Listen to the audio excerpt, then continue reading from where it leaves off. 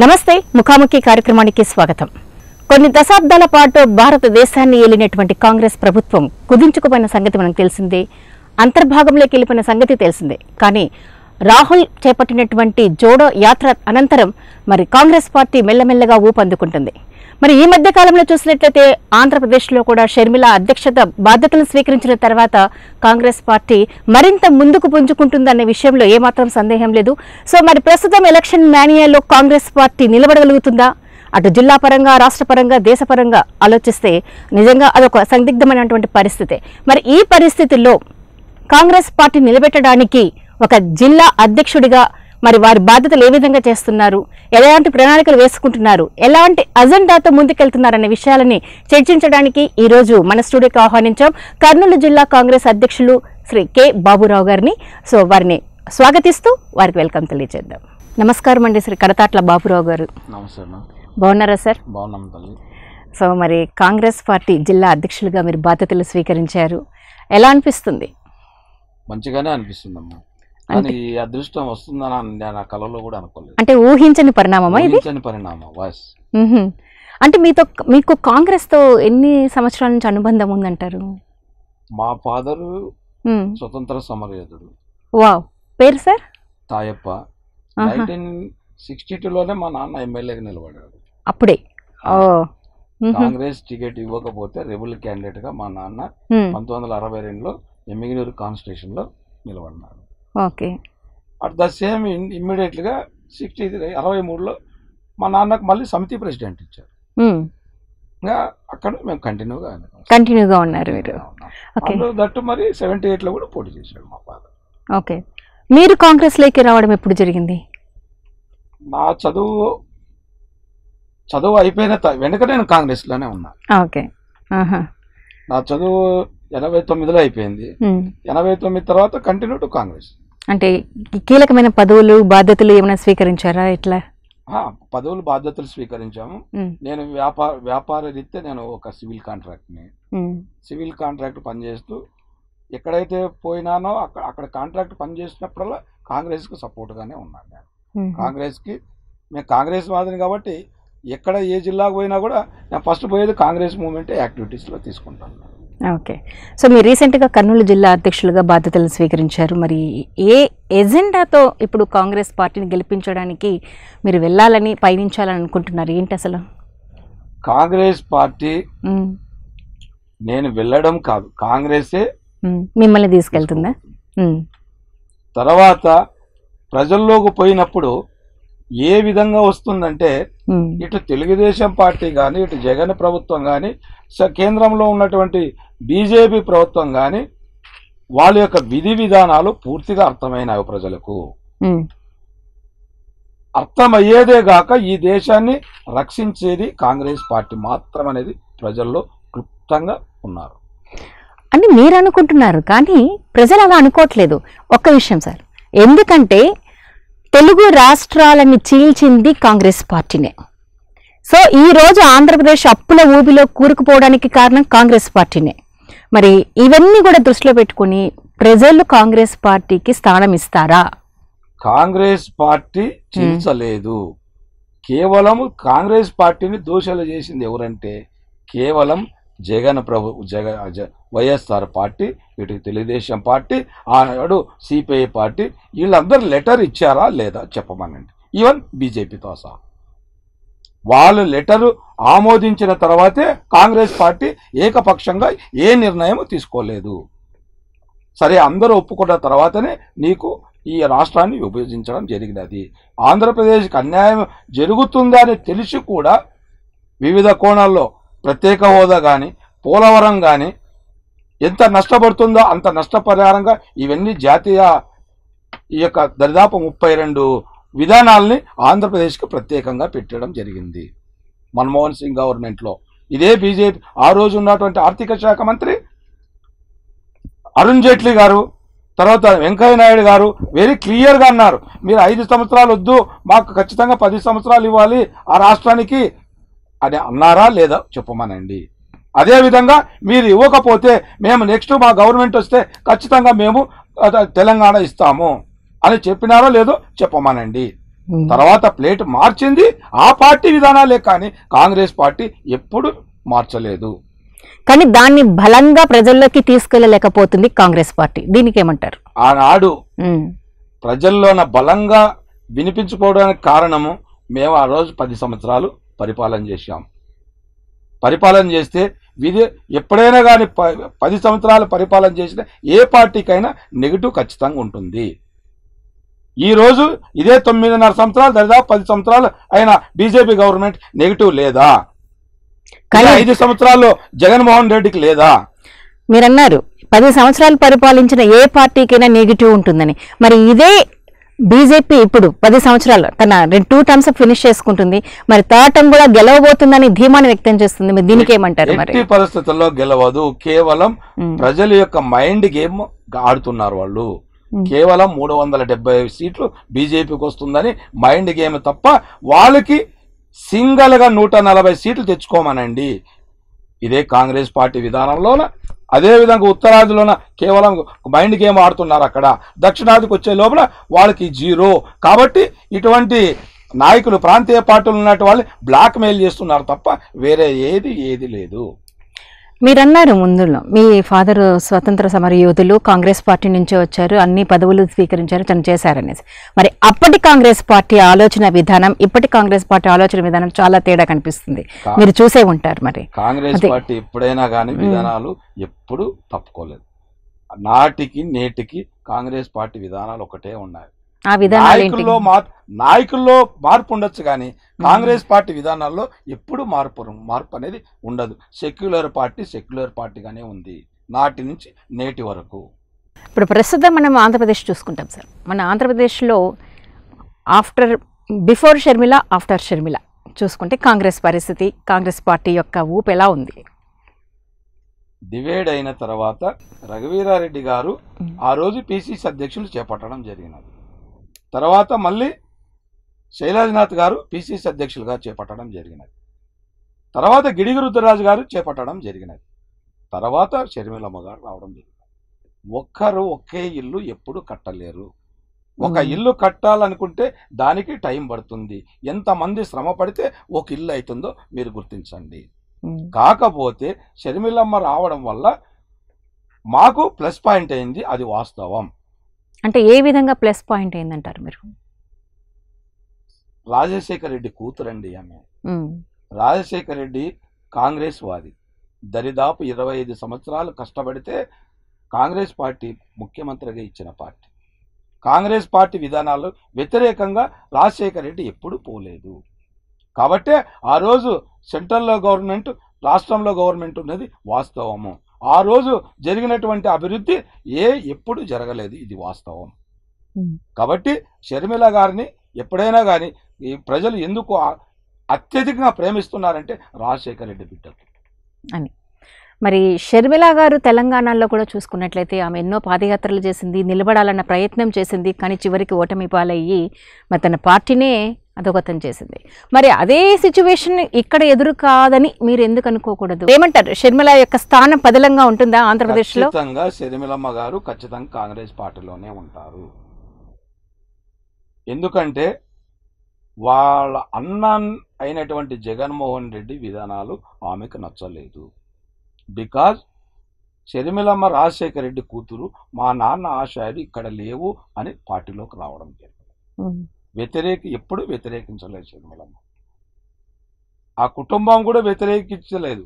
కాకపోతే నాకు సీఎం పదవి ఇవ్వలేదన్న ఉద్దేశంతోనే జగన్మోహన్ రెడ్డి ఆ రోజుల్లో కొత్త పార్టీ ఏర్పాటు చేయడం జరిగింది.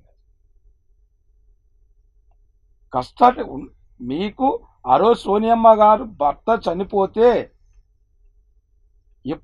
చనిపోయిన తర్వాత శిక్ష వద్దు, వాళ్ళకి ప్రాణభిక్ష పెట్టండి అనేటువంటి కుటుంబం అండి ఇందిరాగాంధీ కుటుంబం. అలాంటి వాళ్ళు ఒక రాజశేఖర రెడ్డి మీద ఎలా అనుకుంటారండి? కానీ నిదానమైన కూడా అర్థం చేసుకున్నది. కాబట్టి షర్మిలమ్మ కాంగ్రెస్ని, ఆమె కంట్లో ప్రాణం ఉన్నంత వరకు ఖచ్చితంగా కాంగ్రెస్లోనే ఉంటుంది. ఓకే, అంటే షర్మిల అధ్యక్షతనే మీరందరూ కూడా ప్రయాణం చేస్తున్నారు, ప్రజల్లోకి వెళ్తున్నారు, కాంగ్రెస్ పార్టీ నిలబెట్టగలగాలి అని అనుకుంటున్నారు. మరి జిల్లా అభివృద్ధికి యాక్చువల్గా మీరు మంత్రాలయం ప్లేస్ మీది. మరి జిల్లా అధ్యక్షునిగా ఇక్కడికి వచ్చారు, మరి ఎలా అభివృద్ధి తీసుకెళ్లాలనుకుంటున్నారు, ఎలా చేయాలనుకుంటున్నారు, ప్రజల మధ్యకి ఏ ఎజెండాతో వెళ్ళాలనుకుంటున్నారు? నేటి ప్రభుత్వం, నాటి చంద్రబాబు నాయుడు కానీ, నేటి జగన్మోహన్ రెడ్డి కానీ ఈ రాష్ట్రానికి ప్రత్యేక హోదా తీసుకురావడంలో విఫలమయ్యారు. అభివృద్ధిలో పూర్తిగా విఫలమయ్యారు. అదేవిధంగా రాష్ట్రానికి అప్పులు తిప్పలుగా తెచ్చారే తప్ప ఎటువంటి ప్రయోజనం లేకుండా వాళ్ళు జోబులో నింపుకున్నారు, కానీ ప్రజలకు ఎటువంటి సర్వీస్ చేయలేదు. ఒక విషయం సార్, అభివృద్ధి జరగలేదు. ఒక విషయం, ఇప్పుడు మీరు అన్నారు ప్రత్యేక హోదా గురించి. అప్పుడు చంద్రబాబు కూడా ప్రత్యేక హోదా తీసుకొస్తారని చెప్పి ఎలక్షన్స్లో గెలిచారు. జగన్మోహన్ రెడ్డి కూడా ప్రత్యేక హోదాతోనే ఎలక్షన్స్లో గెలిచారు. మరి ఇద్దరు కూడా ప్రత్యేక హోదా స్థానాన్ని తీసుకురాలేకపోయారు. మరి ప్రస్తుతం మీరు కూడా ప్రత్యేక హోదా తీసుకొస్తామన్న ఉద్దేశంతోనే షర్మిల గారు ప్రచారం చేస్తున్నారు. మరి ఇది కరెక్ట్గా సక్సెస్ అవుతుందంటారా? మరి మీ చేతులు కాంగ్రెస్ ప్రభుత్వం సాధించగలుగుతుందా? చంద్రబాబు నాయుడు గారు ఆ రోజు ప్రత్యేక హోదా తీసుకొని వస్తామన్నప్పుడు విభజన జరిగిన తర్వాత ఆయన ఇదే మాట మీదే వచ్చాడు. రైట్, ఆయన చేత కాలేదు కాబట్టి జగన్మోహన్ రెడ్డి కూడా అదే స్టెప్ తీసుకున్నారు. ఒక రాజశేఖర రెడ్డి కొడుకుగా భావించి కాంగ్రెస్ని విమర్శించి ఆయనకు అత్యధికంగా సీట్లు 25 సీట్లు ఇస్తే నేను ఖచ్చితంగా ఏ గవర్నమెంట్ వచ్చినా కూడా మెడలో ఉంచి నేను ఖచ్చితంగా ప్రత్యేక హోదా తెస్తాం, ఆంధ్రప్రదేశ్కి సువిశాలంగా మేము పరిపాలిస్తామని చెప్పాడు ఆయన. అందువల్లే ఒక్క ఛాన్స్తోనే ముగిసిపోయింది. ఇప్పుడు షర్మిల కూడా ఒక్క ఛాన్స్ అని అడుగుతుంది. ఒక్క ఛాన్స్ అని ఎప్పుడూ అనలేదు. ప్రత్యేక హోదా తీసుకొస్తాం ఒక్క ఛాన్స్ అని అడుగుతుంది కదా. రాహుల్ గాంధీ గారు చెప్పిన విషయం ఒక్క ఛాన్స్ కూడా కాదు. ఆంధ్రప్రదేశ్ లో ఏ ప్రభుత్వం ఉన్నా కూడా ఖచ్చితంగా మేము కేంద్రంలో వస్తే ఖచ్చితంగా మొదటి సంతకం ప్రత్యేక హోదా పైన అని విఫలంగా తిరుపతిలో చెప్పాడు, జోడయాత్రలో చెప్పాడు, అనేక సార్లు కూడా మొన్న ఢిల్లీలో కూడా చెప్పడం జరిగినది. ఒక ఆంధ్రప్రదేశ్లో కాంగ్రెస్ ప్రభుత్వం ఉంటే తప్ప చేస్తాం అనలేదు. ఇది కేంద్రంలో ఖచ్చితంగా కేంద్ర ప్రభుత్వంలో కాంగ్రెస్ పార్టీ వచ్చిన వెంటనే తక్షణమే మేము ప్రత్యేక హోదా ఇస్తాం, పోలవరాన్ని కంప్లీట్ చేస్తాం, ఇంకా ఎటువంటి 32 విధానాలు ఉన్నావు అవన్నీ కూడా మేము కంప్లీట్ చేస్తాం ఆంధ్రాకు అది ఎక్కడ పోయినా కూడా ఇదే ఆమె ఇస్తున్నాడు. ఇది ఖచ్చితంగా జరుగుతుంది. సో మరి బాబురావు గారు జిల్లా అధ్యక్షుడిగా, కాంగ్రెస్ అధ్యక్షునిగా మరి మీరు ఏ ఎజెండాతో మన కర్నూలు జిల్లాలో పార్టీని బలపరచడానికి, బలోపేతం చేయడానికి ఎటువంటి ప్రణాళికతో వెళ్తున్నారు ప్రజల మధ్యకి? మన కర్నూలు జిల్లాకు విషయానికి వస్తే ఆ రోజు కాంగ్రెస్ తెలుగుదేశం పార్టీ కర్నూలుని సస్యశ్యామలుగా చేస్తాం,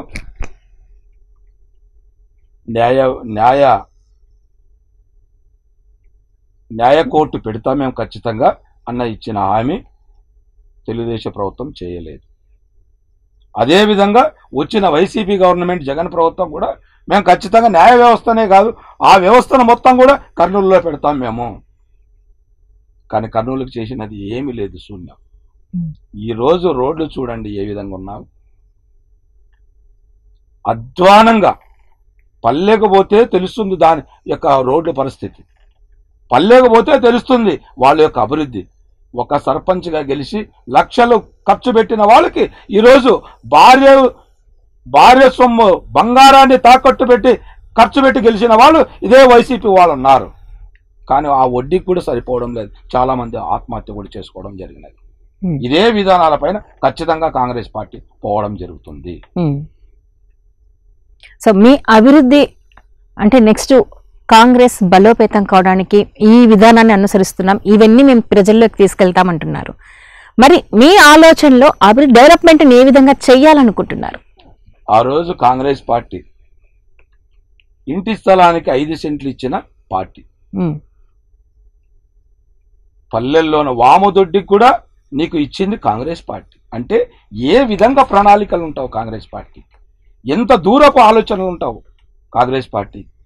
ప్రాజెక్టుల విషయంలో ఏ పార్టీ అయినా ప్రాజెక్టుల విషయంలో పట్టించుకున్న పరిస్థితే లేదు. నీటి ప్రాజెక్టులు కాంగ్రెస్ చేసిన పని తప్ప వేరేది లేదు.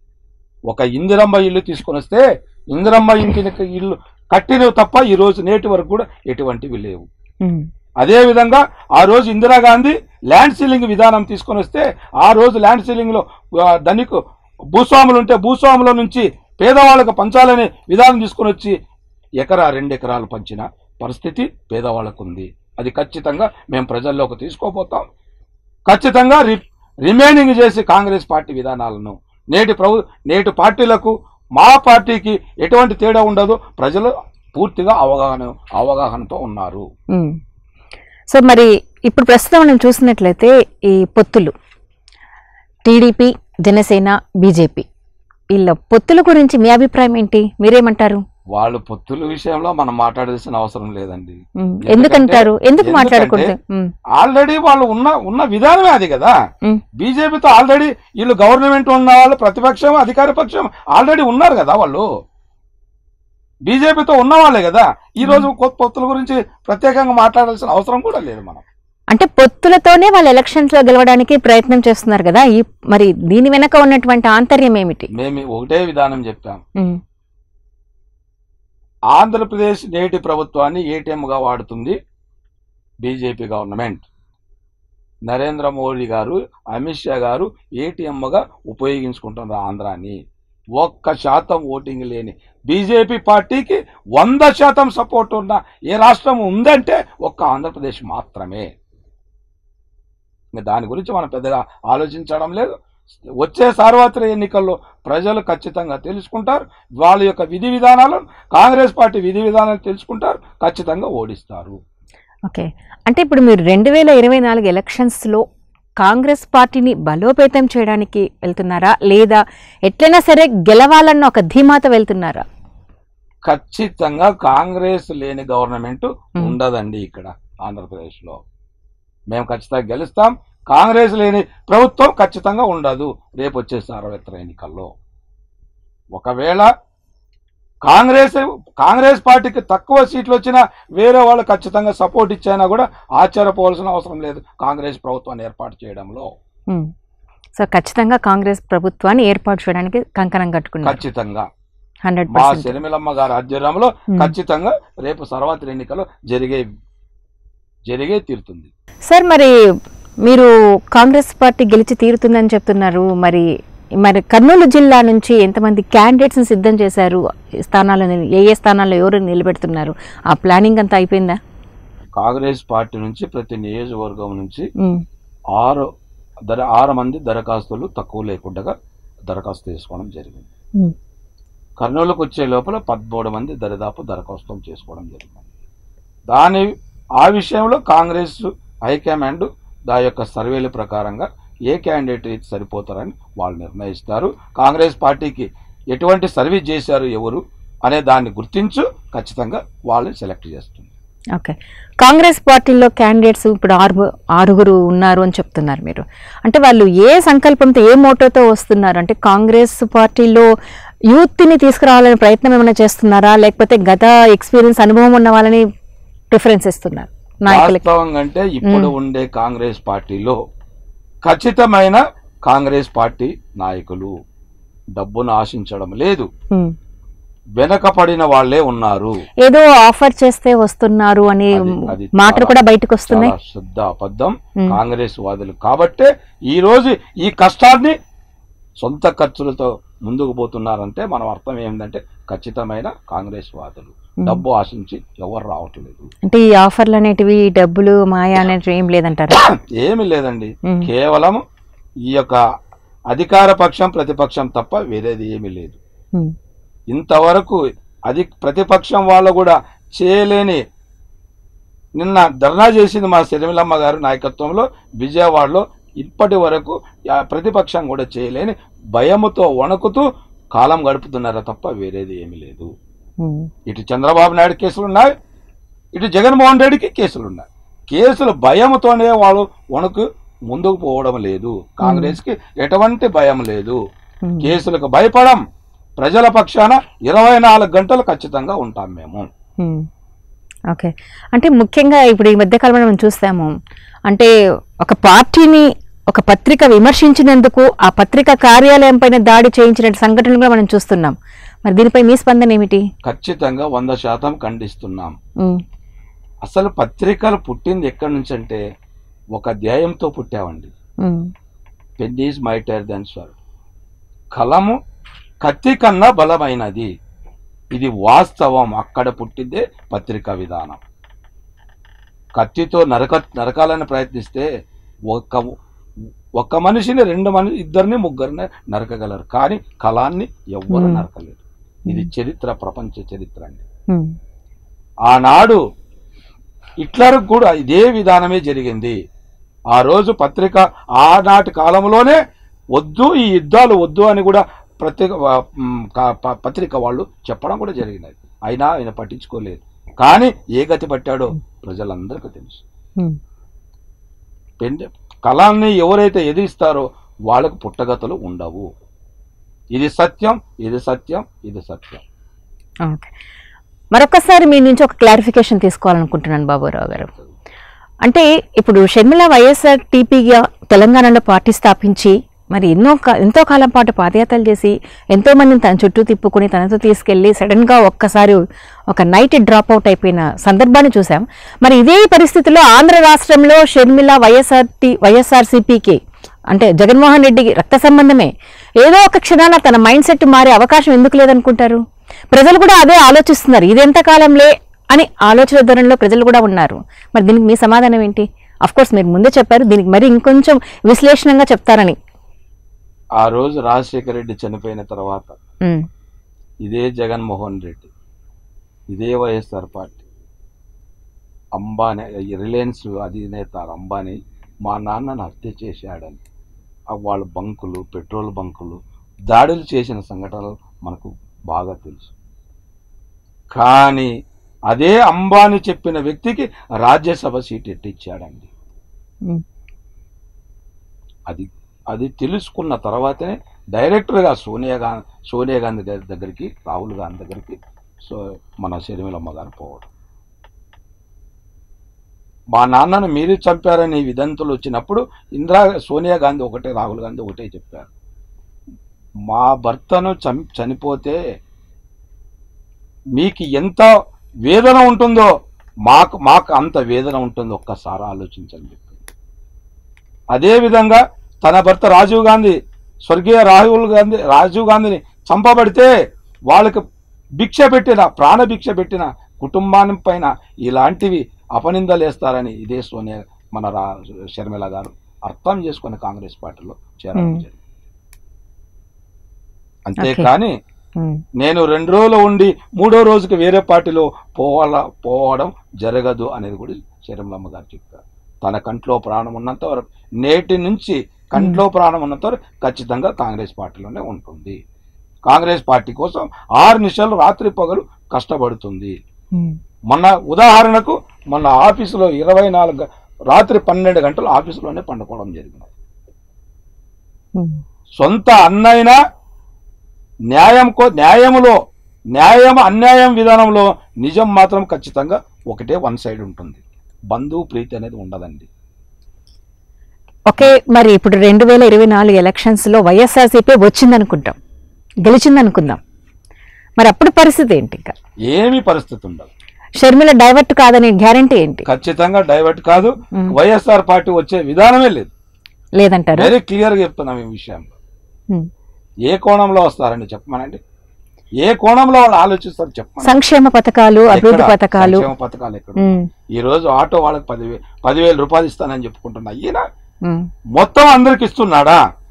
100 ఆటోలకి 20 ఆటోలకి బ్యాంక్ లో చేస్తున్నాడని చెప్తున్నాడే, కానీ వాళ్ళకి కేసులు పెట్టే 100 ఆటోలకు కేసులు పెడుతున్నారు. అప్పుడు అది దీనికి సమానం అంటారా? అది తెలుసుకున్నారు ప్రజలు. ఆటో వాళ్ళు కావచ్చు, మంగళ వాళ్ళు కావచ్చు, క్రైస్తవులు కావచ్చు, ఇంకా చాలా మంది ఉన్నారు, మైనార్టీస్ కావచ్చు. ప్రతి ఒక్కరు ఈరోజు రేట్లు ఏముండవు, ఒక్కసారి ఆలోచించండి. ఏం జిఎస్టీకి వ్యతిరేకించడం నీకు చేత కాదా? కేంద్ర ప్రభుత్వ విధానాలకి నీకు వ్యతిరేకించడం చేత కాదా? నీకు బలం లేదా? బలాన్ని ప్రజలు ఆ రోజు ఇచ్చారే నీకు, దాన్ని ఎదిరించడం చేత కాదు. ఎందుకంటే ఆయన పైన కేసులు ఉన్నావు కాబట్టి, ప్రథమ ముద్దాయి కాబట్టి భయపడి నీవు వ్యతిరేకించడం లేదు. అదే దెబ్బ నీకు ఖచ్చితంగా పడుతుంది. కానీ విధానం తెలిసి కూడా నీవు నిమ్మక నీరెత్తినట్టుగా ఉన్నాడు. సో వైఎస్ఆర్సీపీ ఎటువంటి పరిస్థితుల్లో వచ్చే క్వశ్చనే ఉండదండి. Very clear. మా అంచనా ప్రకారం కాంగ్రెస్ పార్టీ అంచనా ప్రకారం 20 నుంచి 30 సీట్లు తెచ్చుకోమని చాలు. వెరీ క్లియర్ చెప్తున్నాను. ఛాలెంజా? It is my challenge Congress party విధానం, దాంట్లో డౌటే లేదండి. ఓకే, సో వైఎస్ఆర్సీపీకి 20 నుంచి 30 సీట్లు తెచ్చుకుంటే చాలంటున్నారు, ఛాలెంజ్ చేస్తున్నారు బాబురావు గారు. సో మరి ముఖ్యంగా బాబురావు గారు, ఇప్పుడు మరి కాంగ్రెస్ పార్టీ ఎన్ని స్థానాల్లో గెలుపొందే అవకాశం ఉంది? 175 సీట్లు ఖచ్చితంగా వామపక్షాలతో మేము పోయి పోటీ చేస్తున్నాం. ఓకే, వెరీ క్లియర్ అండి. దాంట్లో ఏ సీట్లు ఈ విధానంలో 2 రోజుల్లో తేలిన తర్వాత అప్పుడు ఖచ్చితంగా చెప్తాం. మేము చెప్పేది మాత్రం ఒకటి మాత్రం నిజం, ఖచ్చితంగా కాంగ్రెస్ లేని గవర్నమెంట్ ఈసారి ఉండదు. మీరు అన్నారు ఈ సుదీర్ఘ కాలం పాటు మేము కాంగ్రెస్లో ఉన్నాము, కాంగ్రెస్ పార్టీలో ఉన్నాము అనేసి. మరి ప్రజల మైండ్ సెట్ కూడా రోజు రోజుకి మారిపోతూ ఉంది. మీరు గమనించే ఉంటారు, అది మీరు ప్రత్యేకంగా మనం చెప్పుకోవాల్సిన అవసరం లేదు. మరి ప్రస్తుత తరుణంలో ఇట్లా పొత్తు పార్టీలు వస్తున్నాయి, ఇట్లా వైఎస్ఆర్సీపీ సంక్షేమ పథకాలంటూ ప్రతిరోజు కూడా ఊదర కొడుతున్నటువంటి పార్టీలు ఉన్నాయి. ఈ మధ్యలో మీరు కాంగ్రెస్ పార్టీ బలోపేతం చేయడానికంటూ ప్రజల మైండ్ సెట్ని మీరు ఏ విధంగా స్టడీ చేస్తున్నారు? ఏ విధంగా వాళ్ళని కన్విన్స్ చేయడానికి ప్రయత్నం చేస్తున్నారు? కన్విన్స్ చేయాల్సిన అవసరమే లేదండి. కాంగ్రెస్ పార్టీ ప్రజల్ని కన్విన్స్ చేయాల్సిన అవసరం లేదు. ఈ కాంగ్రెస్ విధానాలే కాంగ్రెస్ పార్టీని ఖచ్చితంగా కాపాడుతుంది. ఈ బడుగు బలహీన వర్గాలకు మీరు అవలంబిస్తున్న విధానాలు ఏంటి? ఆ సిస్టమ్, ఆ విధానాలు ఏంటి? బడుగు బలహీన వర్గాలు, ఎస్సీ ఎస్టీ బీసీ మైనారిటీస్, వెనుకబడిన వాళ్ళు ఉన్నారు. వాళ్ళ కోసం విధానాలు కాంగ్రెస్ పార్టీ విధానాలు తప్ప, కాంగ్రెస్ పార్టీ తీసుకుంటుందే తప్ప నాటి నుంచి నేటి వరకు కూడా ఒకే విధానంలో ముందుకు పోతుంది. అంతేకాదు కాంగ్రెస్ పార్టీ అభివృద్ధిని కోరుకుంటుంది తప్ప పేదల విషయంలో మా రాహుల్ గాంధీ కూడా ఒకే మాట చెప్పాడు. ఒక ఉదాహరణకి ఎగ్జాంపుల్ జిఎస్టీ విధానంలో ఎలా ఉండదో ఒక్కసారి ఆలోచించండి. ఇంతకుముందు స్టేట్ ట్యాక్స్, సెంట్రల్ ట్యాక్స్ అనేది ఒకటి ఉండేది. జిఎస్టీ విధానంలో ఎంత మోసం జరుగుతుందో ఒక్కసారి ఆలోచించండి. ఇదే బీజేపీ పార్టీ 100 లక్షల కోట్లు అప్పదిచ్చారండి, పైనే కానీ తక్కువ కాదు. ఏమి చేశారని మేము ప్రశ్నిస్తున్నాం. స్వతంత్రం వచ్చినప్పటి నుంచి ప్రధానులు దరిదాపు అంతమంది ఏలిన వాళ్ళు కేవలం 56,000 కోట్లు అప్పు తెచ్చిన విధానం. కానీ వీళ్ళు 100 లక్షల కోట్లు పైబడి తెచ్చిన కేవలం 9.5 సంవత్సరాల్లో. అవి ఎక్కడ పోయావని ఆ రోజు ఇంతకుముందు కూడా చెప్పారు. మీకు దమ్ము ధైర్యం ఉంటే ప్రధానమంత్రి నరేంద్ర మోడీ గారు, అమిత్ షా గారు, మీరు శ్వేతపత్రం విడుదల చేయండి ఈ విషయంలో అని చెప్పితే వాళ్ళు చేతగాని విధానంలో వాళ్ళు దాన్ని కనుమరుగేసుకున్నారే తప్ప, అంటే చేసిన తప్పులు వాళ్ళవి. ఈ జగన్మోహన్ రెడ్డికి కూడా అదే చెప్పాం. ఆంధ్ర ఆస్తులు తెలంగాణలో హైదరాబాద్లో దరిదాపు 10 లక్షల కోట్లు ఉంటే దారదత్తంగా ఎలా చేశావని మేము ప్రశ్నించాం. దారదత్తంగా నీవు కేసీఆర్తో కుమ్మక్కయ్యి ఎలా దారదత్తం చేశావు ఆంధ్రప్రదేశ్ ఒక 10 లక్షల కోట్లు ఆస్తులు. అదేవిధంగా ఇప్పుడు నీవు 5 సంవత్సరాల్లో తేలింది దరిదాపు నీవు 10 లక్షల కోట్లు అప్పు తెచ్చావు. ఇవి ఏం చేశావని మేము ప్రశ్నిస్తున్నాం. ఎక్కడ అభివృద్ధి? దీంట్లో 50% ఖచ్చితంగా బీజేపీకి ముడుపు ముట్టింది. ఇది ఖచ్చితమైన నిర్ణయం. ఆనాడు కర్ణాటకలో ఏ విధంగా 50% వాళ్ళు అడిగారో కాంట్రాక్టులని, నీవు కూడా కేసులు ఉండవని బ్లాక్ మెయిల్ చేస్తూ నీతో డబ్బులు తీసుకునేది ఇది నిజం కాదా? నీ కేసుల కోసం ఆంధ్ర రాష్ట్రాన్ని నీ ఈ విధంగా చేయడం మంచిది కాదని మేము చాలాసార్లు ఈ విషయం చెప్పాము. కానీ ఆయన మార్చుకోలేదు. ఆయన తోగిన గుంటల్లో ఆయన ఖచ్చితంగా పడతాడు. ఇది తథ్యం. మరి ప్రస్తుతం మనం చూసుకున్నట్లయితే కాంగ్రెస్ పార్టీతో ఎంతో కాలంగా, వైఎస్ఆర్సీపీ పార్టీతో ఎంతో కాలంగా అనుబంధంగా ఉన్నటువంటి మరి గుమ్మనూరు జయరాం అయితేనేమి, ఎస్వి మోహన్ రెడ్డి అయితేనేమి, కంగాటి శ్రీదేవి అయితేనేమి, వీళ్ళందరూ కూడా కాంగ్రెస్ పార్టీలోకి రావడానికి చాలా ఉత్సాహంగా ఉన్నారని వింటున్నాము. ఇది ఎంత మటుకు నిజమంటారు? ఏంటి? కాంగ్రెస్ పార్టీ ఒకటే చెప్పిందండి, వచ్చే వాళ్ళని ఆహ్వానిస్తున్నాం మేము. ఎవరైనా కానీ నేటికి కూడా దరిదాపు ఒక 40 మంది ప్రజెంట్ ఎమ్మెల్యేలు, ఎక్స్ ఎమ్మెల్యేలు టచ్లో ఉన్నారు మా ఆది నాయకురాలకి. అదే విధంగా మన జిల్లాలో కూడా వచ్చే వాళ్ళని ఖచ్చితంగా ఆహ్వానిస్తాం. కానీ కాంగ్రెస్ పార్టీ విధానాలు మాత్రం మారవు. సో అయితే ఎస్వి మోహన్ రెడ్డి, కంగాటి శ్రీదేవి, గుమ్మనూరు జయరాం సిద్ధంగా ఉన్నారు కాంగ్రెస్ పార్టీకి రావడానికి. ఆహ్వానిస్తామండి, వెరీ క్లియర్.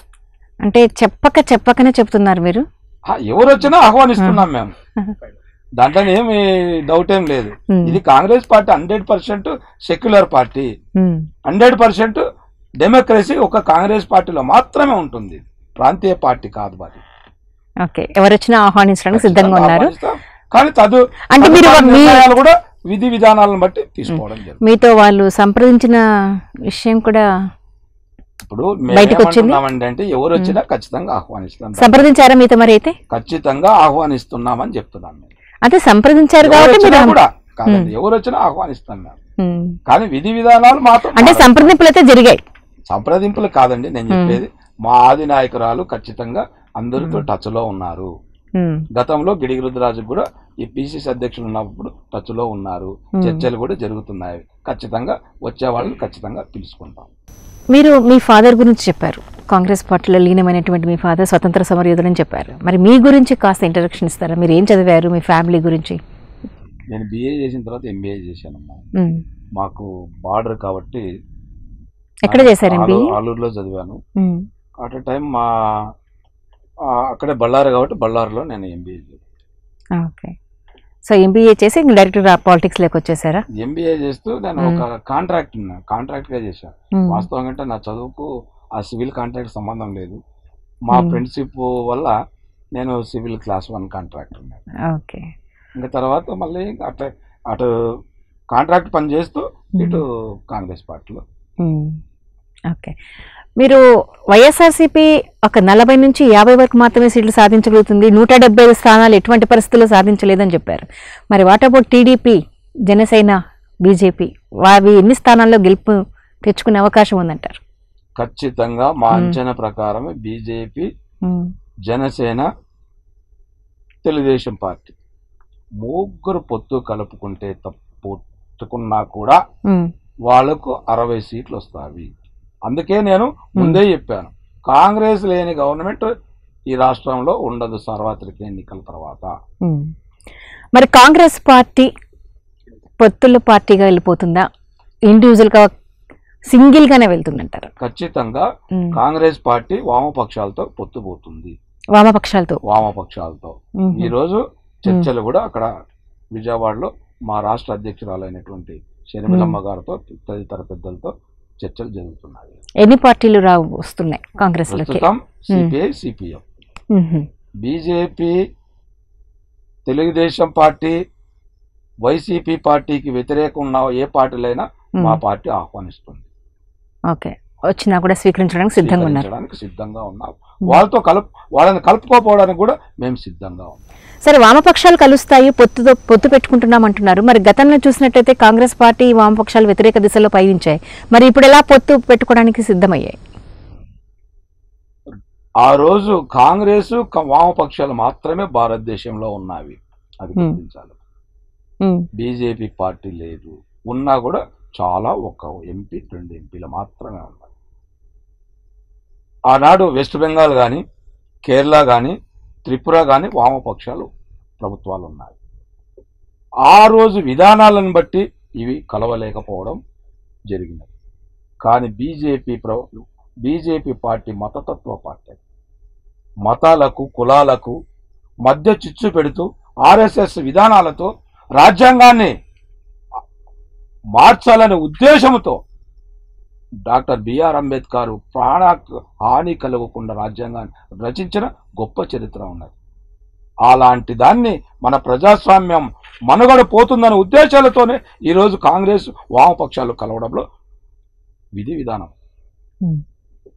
నేటి పరిస్థితులు ఆనాటి పరిస్థితులు తేడా చూసుకొని భారతదేశం ఇదే విధంగా డెమోక్రసీగా ఉండాలనే ఉద్దేశంతోనే ప్రజల యొక్క మేలుకోలు కోసమే ఈ వామపక్షాలు కాంగ్రెస్ పొత్తులు పోవడం జరుగుతుంది. సో విన్నారు కదా, కర్నూలు జిల్లా కాంగ్రెస్ అధ్యక్షులు కె బాబురావు గారు చెప్పిన విషయాలు. మరి ప్రస్తుతం 2024లో కాంగ్రెస్ పార్టీ ఖచ్చితంగా గెలిచి తీరుతుంది, వైఎస్ఆర్సీపీ పోతుంది, టీడీపీ పోతుంది అని ఛాలెంజింగ్ చేసి మరి వివరిస్తున్నారు. మరి ఒక అద్భుతమైనటువంటి అజెండాతో ప్రజల మధ్యకు వెళ్తున్నాం, మేము ఖచ్చితంగా మా స్థానాలను గెలిపించుకుంటాం అంటూ బాబురావు గారు చెప్తున్నారు. ఇది మరి ఇవాల్టి ముఖాముఖి కార్యక్రమం. మరి మీ విలువైన సమయాన్ని ఇక్కడ కేటాయించినందుకు మీకు ధన్యవాదాలు తెలియజేస్తున్నాను. నమస్కారం అండి.